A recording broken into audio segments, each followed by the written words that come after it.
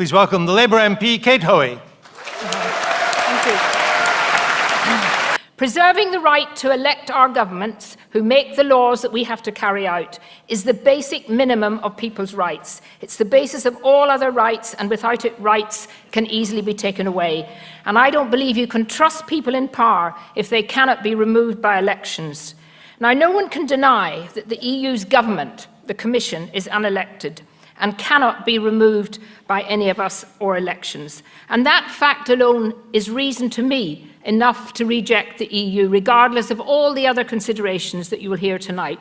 Of course, there could be, but I think the reality is that even within my own colleagues who are very staunch Remainers, most of them now have accepted the will of the British people, and I think it would be very, very unlikely, certainly, that the House of Commons would vote against a deal.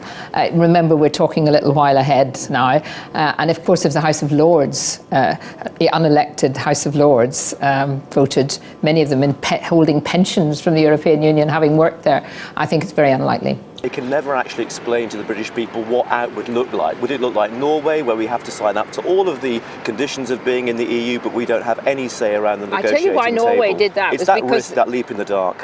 Norway did that because the leadership of Norway were in favour of going in. The people unanimously, by some 87%, 90% voted against. We will have our own British deal, Ben. We will be able to work out. We're an independent country. We're a country that is huge and is respected all over the world. We can trade throughout the world. We don't need to have this little shrinking EU market. I'll tell you one of the other... So the idea that if we were to leave the European Union, as he suggested, that could lead to another war, world war, is, I think, mischief-making of a very, very insidious kind.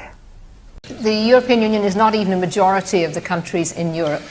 I believe we have to seize the moment and look to the rest of the world, look internationally, look at what we can achieve, building on our links, particularly with the Commonwealth, where we are so wanted in terms of our relationship with those countries. We have a huge opportunity to get back that control that has been gradually taken away from our country and from our democracy. And we have the opportunity to use that money, particularly now at a time when every penny counts, to use it in a way that actually we decide, and we decide what's in the best interest of our country. It is about democracy. Ultimately, it's your instinct. You personally will make the decision. Fortunately, businesses as a whole don't have a vote. Individuals will it. You have the decision, and you will decide that. I believe, because the British people have full of common sense, I believe that the United Kingdom will vote to leave on June the 23rd. Thanks, Kate.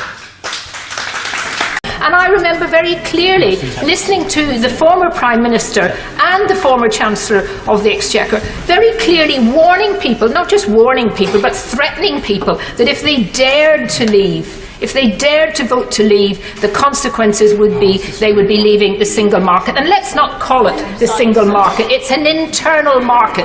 And if you're leaving the EU, of course you have to leave the internal market. But I'm sure that we will be able to get a deal which allows us to have access, like any other country outside the European Union. Is it really fair to say that the majority of voters wanted to leave the single market? Because in the build-up to that referendum vote, it wasn't made clear to voters. In some ways, has there not been a U-turn? Because the single market almost seemed to be an aspect that we would stay in, but still leave the rest of the EU. Have we not been duped? As the Lib Dems say, there's been a theft of democracy here. Oh, I think Tim Farron's talking nonsense. I mean, every single leading Remain campaigner and every single Leave campaigner all said, if you vote to leave, you will be voting to leave a single market, because the reality is you cannot stay in the single market if you want to take back control of immigration, if you want to take back control of trade. The single market is staying. If you're going to stay in the single market, you're staying in the European Union, and people knew that, you know, and it's nonsense now to try and say that they didn't. So if we ask him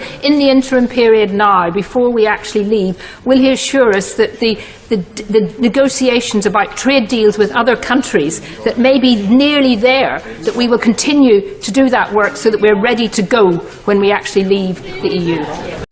Well, what do you make of your old boss's words? Well, I thought it was quite funny when he was talking about movements and rising up, because the only movement of people rising up that he ever was involved with was the anti-war movement, which was brought about really very strongly because of all his basically distortions on the war in Iraq. This is going to be a campaign about the establishment, all the political party leaderships and the bankers and the CBI against the people, and the people are going to have their chance in June, if it comes, or in September, to say what they think. I think certainly when I was involved in the campaigning for Leave to me and to what we were saying was that it meant if you're going to leave the European Union, you have to leave the internal market. Otherwise, you are still part of the European Union. So many people in my party think vaguely of the EU as some kind of social democracy. It isn't a socialist, it isn't democratic, it is exactly the opposite. It is corporate and anti-democratic. And the EU's founding principles, the 4 principles of capitalism, the 4 principles, the 4 pillars of the EU, free movement of goods, services, labour and capital. And those are the principles of a free market. They are not the principles of a political system. When we see what's happened to Greece, when we see what's happened in Spain, in Portugal, and even in Ireland, we've seen that the European Union has been responsible for ending collective bargaining, for totally ignoring the democratic wishes of elected governments, and of imposing a form of rule which has not been asked for by the people of those countries. And so I think the idea that somehow the European Union represents a social Europe, represents something that's good for workers and for democracy is completely wrong, and shows even more that as a country we cannot overturn what the European Commission decides to do, and therefore the only way to gain and win back control for our own country is to vote to leave on June the 23rd. Worth reading just at the very beginning, when he said, after a visit to Brussels in 1974, he said, "The huge Commission building in Brussels is absolutely un-British. I felt as I were going as a slave to Rome. The whole relationship was wrong. Here was I, an elected man who could be removed, and here were these people with more power than I had and no accountability to anybody. My visit confirmed in a practical way all my suspicions that this would be the decapitation of British democracy without any countervailing advantage." That was written 42 years ago when we were only in the common market. How much worse today is the erosion of democracy since we've been sucked into the embrace of the European Union?